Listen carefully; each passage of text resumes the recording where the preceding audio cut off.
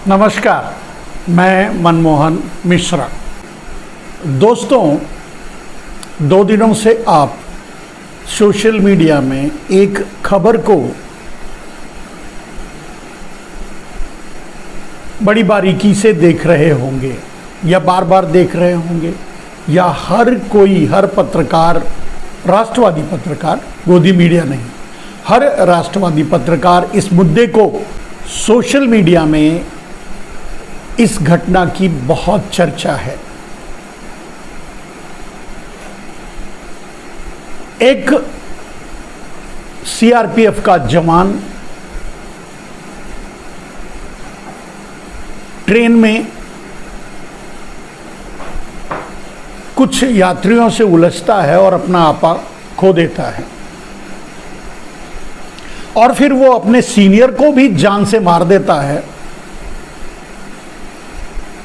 और कुछ यात्रियों को भी मार डालता है। ये घटना आज कल आपके बीच सुर्खियों में है और लगभग हर राष्ट्रवादी पत्रकार तथा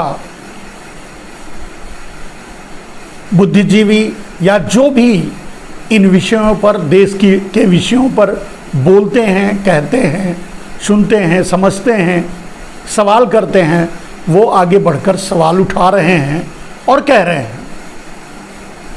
उनका सवाल ये है कि इसके लिए जिम्मेदार कौन है? वह जवान जो सीआरपीएफ का एक गार्ड है,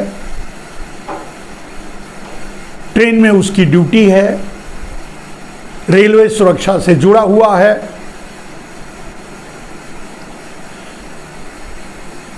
वह जवान अपने सीनियर को भी मारता है और कुछ लोगों को भी मारता है।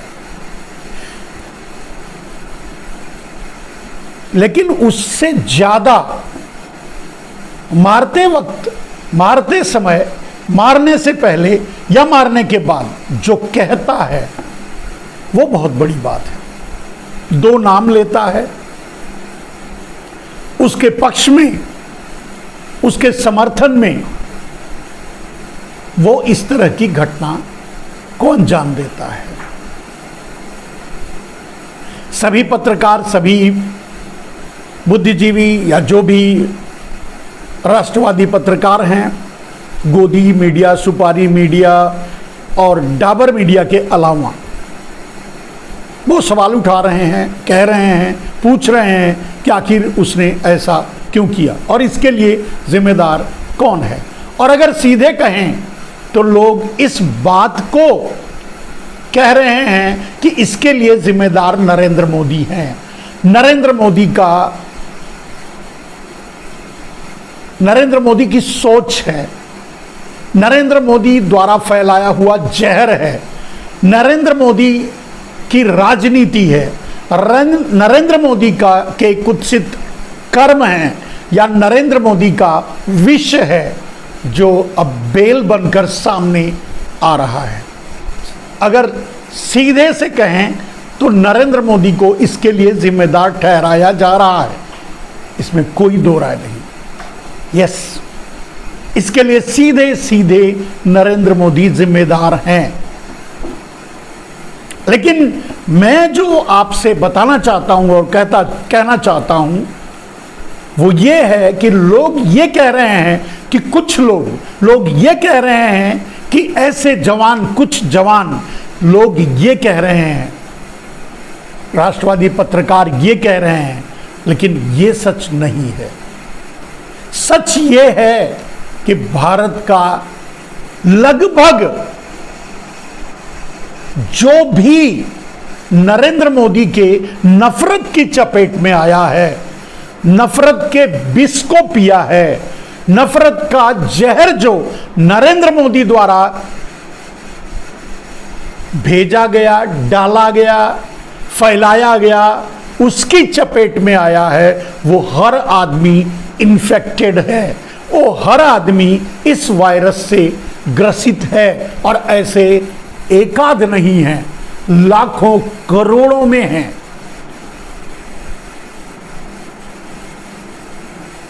जो इस तरह की घटनाएं अंजाम दे रहे हैं, अंजाम दे सकते हैं, या आगे आने वाले समय में इस तरह की घटनाओं को अंजाम देंगे, क्योंकि वो एक वायरस से पीड़ित हैं। और वो उस वायरस का नाम है मोदी वायरस, मोदी का नफरती वायरस, जो लोगों की या उनके लोगों की या उनके भक्तों की या यूं कह सकते हैं कि उनके समर्थकों की, या यूं कह सकते हैं जो उस वायरस से ग्रसित हो चुके हैं, वो इस तरह की घटनाओं को अंजाम दे रहे हैं, देंगे और देते रहेंगे। ऐसी घटनाएं बहुत सी होंगी। सीआरपीएफ रेलवे में जो ये घटना घटी, सीआरपीएफ के एक जवान के द्वारा, ऐसे बहुत से नौजवान पागल होकर के घूम रहे हैं और इस तरह की घटनाओं को कब अंजाम दे बैठेंगे कहा नहीं जा सकता। और इसके लिए कोई और नहीं, सीधे सीधे नरेंद्र दामोदर दास मोदी जिम्मेदार हैं, जिन्होंने इस देश की सत्ता जहर के बल पर, विष बोकर के, जहर बोकर, नफरत बोकर हासिल की थी। मुख्यमंत्री बने थे और एक एक कदम लाशों पर रखते हुए, आगे बढ़ते हुए, नफरत के जरिए ही प्रधानमंत्री की कुर्सी तक पहुंचे और आज तक उसी बल पर राज कर रहे हैं। आप देख रहे हैं कि 2024 से पहले किसी को आश्चर्य हो सकता है, चाहे जिसे भी आश्चर्य हो, चाहे वो राष्ट्रवादी पत्रकार हो, चाहे वो आम जनता हो, चाहे वो नेता हो या आम आदमी हो या सिस्टम हो या पुलिस हो, किसी को भी आश्चर्य हो सकता है इस घटना पर, लेकिन मुझे कोई आश्चर्य नहीं हुआ, क्योंकि इस बात को, मोदी के फैलाए इस वायरस से इन्फेक्टेड लोगों का जो परिणाम होगा, ये मैं आज 8 साल 7 साल से बोलता रहा हूं, बोल रहा हूं, बता रहा हूं, और ऐसी घटनाएं बार बार हो रही हैं। लोग कुछ दिनों तक उस पर सवाल उठाते हैं, बोलते हैं, कहते हैं, सुनते हैं, फिर चुप हो जाते हैं, भूल जाते हैं, क्योंकि एक बहुत बड़ी इस वायरस से इन्फेक्टेड मीडिया, या कह सकते हैं कि डाबर मीडिया, या कह सकते हैं कि सुपारी मीडिया, जो यही काम कर रही है, जिसको इसी काम के लिए लगाया गया है कि इस तरह की वारदातों के बाद उन्हें बरगलाया कैसे जाए, उन्हें भुलाया कैसे जाए, उन पर पर्दे कैसे डाले जाएं, और वही किया जा रहा है। तो जो घटना घटी वो, उस पर कोई आश्चर्य की बात नहीं है। और अब तो देख रहे हैं आप, दंगे भी शुरू हो चुके हैं। मोदी जी जो चाहते थे वो अब शुरू हो चुका है, अब हो रहा है, कोई नई बात नहीं है। हरियाणा में देख रहे हैं दंगे हो रहे हैं, जहां भी भारतीय जनता पार्टी की सरकार है, जहां भी डबल इंजन सरकार है, आप देख रहे हैं मणिपुर जल रहा है। जहां भी डबल इंजन की सरकार है, भारतीय जनता पार्टी उन प्रदेशों में आराम से आग लगा सकती है, लगा रही है और लगाएगी और जलाएगी, और उसका फायदा 2024 के चुनाव में उठाने की कोशिश करेगी, और कर रही है और हो रहा है। मुझे कोई आश्चर्य नहीं है हरियाणा में हो रहे दंगों की, मुझे कोई आश्चर्य नहीं है सीआरपीएफ के जवान ने जो किया। ये तो होना ही है, ये तो होगा ही, और ये होकर ही रहेगा, इसे कोई बदल नहीं सकता, क्योंकि ये अमृत काल है, क्योंकि ये हिंदू राष्ट्र है, जिसे नरेंद्र मोदी देना चाहते हैं इस देश को, क्योंकि ये वो काल है जिसमें एक नेता मंच से कहता है गोली मारो का नारा लगवाता है। ये वो काल है और उसे कुछ नहीं होता, उसका प्रमोशन होता है। ये आप समझ सकते हैं कि ये कर्म कौन कर रहा है, ये दुष्कर्म कौन कर रहा है, ये कुकर्म कौन कर रहा है। इसके लिए वो जवान जिम्मेदार नहीं है, इसके लिए सीधे सीधे सीधे नरेंद्र दामोदर दास मोदी जिम्मेदार हैं, उनकी नीतियां जिम्मेदार हैं और उनके सिस्टम्स जिम्मेदार हैं, उनकी कार्यप्रणाली जिम्मेदार है, उनका तौर तरीका जिम्मेदार है, उनकी वैचारिक सोच जिम्मेदार है और अब तक की उनकी राजनीति जिम्मेदार है। किसी भी अपराधी पर कोई कार्रवाई नहीं होगी। बृजभूषण का क्या हुआ, या ऐसे इस तरह के अपराधियों पर कहां कब और कैसे कार्रवाई हुई आपने देखा, किसी पर कोई कार्रवाई नहीं हुई। सबके सब सुरक्षित हैं, चाहे वो बलात्कारी हो, चाहे वो व्यभिचारी हो, चाहे वो किलर हो, मर्डरर हो, कातिल हो, चाहे वो किसी तरह का क्रिमिनल हो। अगर उसका संबंध भारतीय जनता पार्टी से है, उसका संबंध नरेंद्र मोदी से है, अगर वो नरेंद्र मोदी का नाम लेता है तो वो सुरक्षित है। इस सीआरपीएफ के जवान को भी कुछ नहीं होगा। उसे पागल बताया जाएगा, शनकी बताया जाएगा, विक्षिप्त बताया जाएगा और उसे कानून के खिलाड़ी बचा लेंगे। लेकिन सिर्फ अकेले वो जवान विक्षिप्त नहीं हुआ है, सिर्फ अकेले वो सीआरपीएफ का जवान इस तरह से पागल नहीं हुआ है। वो एक आदमी नहीं है जिसको ये कह सकते हैं कि वो विक्षिप्त है, वो पागल है या वो मानसिक रोग से पीड़ित है, या जो भी आप कहना चाहें। गोदी मीडिया, सुपारी मीडिया, नरेंद्र मोदी, उनका आईटी सेल जो भी कहना चाहे उसके पक्ष में कह सकती है, लेकिन ये सीमित वहां नहीं है, ये सीमा वहां नहीं है, क्योंकि ऐसे लाखों करोड़ों करोड़ लोग इस वायरस से, मोदी वायरस से पीड़ित हो चुके हैं, नफरती वायरस से पीड़ित हो चुके हैं, मोदी के इस सिस्टम से फैलाए गए वायरस से, जहर से, उनके गोदी मीडिया से, उनके सुपारी मीडिया से, उनकी डाबर मीडिया से फैलाया हुआ जहर बहुत नौजवानों के नसों में भर चुका है, जिसका परिणाम ये है और ये होगा, ये होता रहेगा। कम से कम जब तक नरेंद्र मोदी हैं होता रहेगा, और कम से कम जहां डबल इंजन की सरकार है वहां तो जरूर होगा, क्योंकि बड़े आराम से, बड़ी आसानी से नरेंद्र मोदी उन प्रदेशों को जलाएंगे जहां उनकी अपनी डबल इंजन की सरकार है, वहां आराम से जला पाएंगे, क्योंकि वहां का सिस्टम यही काम करता है, उनके लिए काम करता है, देश को जलाने का काम करता है। जहां डबल इंजन की सरकार नहीं है, दूसरी पार्टियों की सरकार है, दूसरे संगठनों की सरकार है, वहां जरूर इस तरह के जहर पर काबू किया जाएगा, लगाम लगाया जाएगा,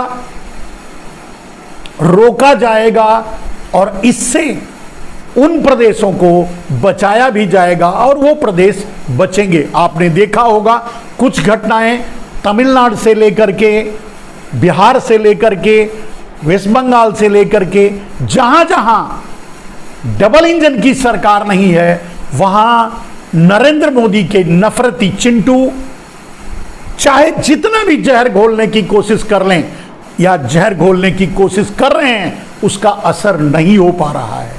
वो अपने मंसूबे में कामयाब नहीं हो पा रहे हैं, उनको फेल किया जा रहा है, रोका जा रहा है, उनको दबाया जा रहा है। लेकिन जहां डबल इंजन की सरकार है, जहां मोदी की अपनी सरकार है, वहां तो वो आराम से ये करवा ही सकते हैं और वहां होगा ही और होता रहेगा, क्योंकि एक बहुत बड़ी संख्या मोदी वायरस से पीड़ित हो चुकी है, नफरती जहर से पीड़ित हो चुकी है। और दुर्भाग्यवश इसमें कोई इन नेताओं के बच्चे नहीं हैं, इसमें कोई जो ये नारे लगाए, गोली मारो के नारे लगाने वाले, देख लेंगे के नारे लगाने वाले, चुन चुन कर मारो के नारे लगाने वाले, देश को जलाने वाले, प्रदेश को जलाने वाले, एक दूसरे में आग लगाने वाले, सांप्रदायिक दंगा फैलाने वाले, जो ये नफरती वायरस हैं, वो सब के सब मध्य वर्ग से, निम्न वर्ग से, गरीब वर्ग से या रोड वर्ग से आते हैं। ये किसी सभ्य, उन्हें सभ्य नहीं कह सकते, ये किसी सातिर, किसी चालाक वर्ग से नहीं आते। ये सातिर और चालाक वर्ग कौन है? ये नेता हैं जो ये नारे लगवाते हैं। ये सातिर, कातिल और चालाक वर्ग वो है जो देश में नफरत फैलाते हैं, जो जहर फैलाते हैं, और इस वायरस से वो ग्रसित नहीं होते। जो शातिर इस तरह के नेता जो इस तरह के नारे लगवाते हैं, जहर फैलाते हैं, उनके अपनी पीढ़ियां, अपने बच्चे इससे ग्रसित नहीं है, क्योंकि वो अपने बच्चों को तो विदेश में पढ़ने भेज देते हैं, इससे बहुत दूर रखते हैं, इसके करीब भी नहीं आने देते।